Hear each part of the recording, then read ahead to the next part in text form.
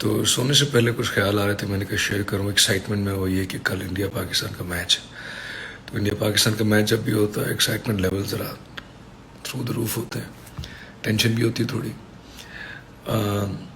سو مجھے بس یہ کچھ خیال آ رہے تھے، میں نے کہا شیئر کر دیتا ہوں. اس کا اگر کوئی مثبت اثر ہوتا ہے، because I don't believe in negative criticism اور criticism for the sake of criticism. I think it should be constructive اور اس کا کوئی مثبت اثر نہیں کرنا چاہیے، بیکاز ہمیں اپنی ٹیم سے پیار ہے، اپنے ملک سے پیار ہے.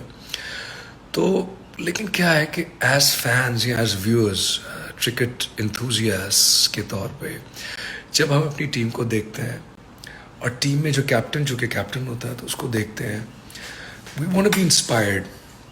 انٹرٹین ہونا تو اور بات.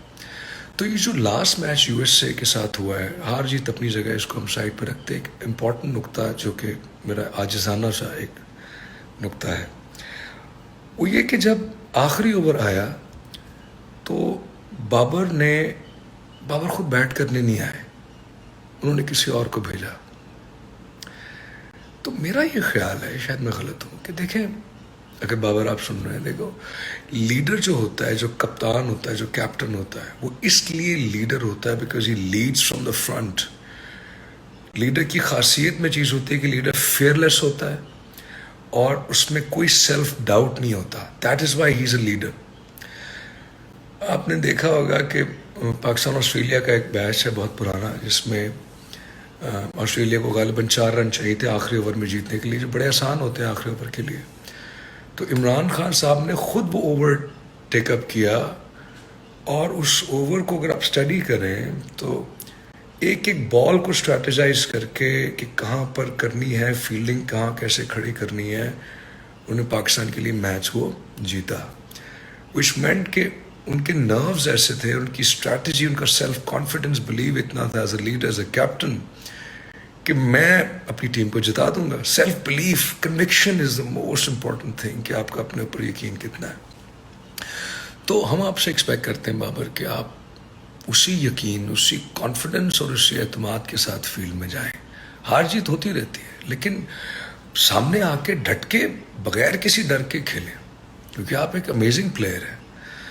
تو کل کے لیے آپ کو، پوری ٹیم کو بیسٹ وشز، اور we are excited to watch you guys play. ایک اور چیز جس پہ میں کامنٹ کرنا چاہوں گا، وہ ایک تو ہے فٹنس.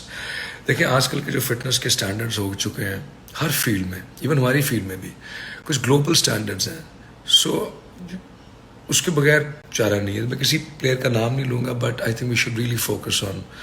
اور فٹنس میں صرف فزیکل فٹنس نہیں آتی اس پہ، بلکہ ایک اور یہ ضروری پوائنٹ ہے. دیکھیں the body follows the mind. Mental fitness is very important, because جو ڈیسیجنس آپ مائنڈ میں لیتے ہیں وہی آپ پھر اپنے فزیکل باڈی کے تھرو فزیکل ریالٹی میں مینیفیسٹ کرتے ہیں. But first it happens hair.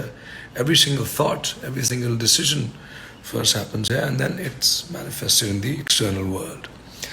So mental training fitness کے لیے اور ٹریننگ کے لیے، how to navigate and monitor your thoughts, how to be strong, how to be able to be calm under pressure. There are so many exercises that are taught internationally. So I think وہ ہمارے team کے لیے بہت ضروری ہیں، ہونی چاہیے.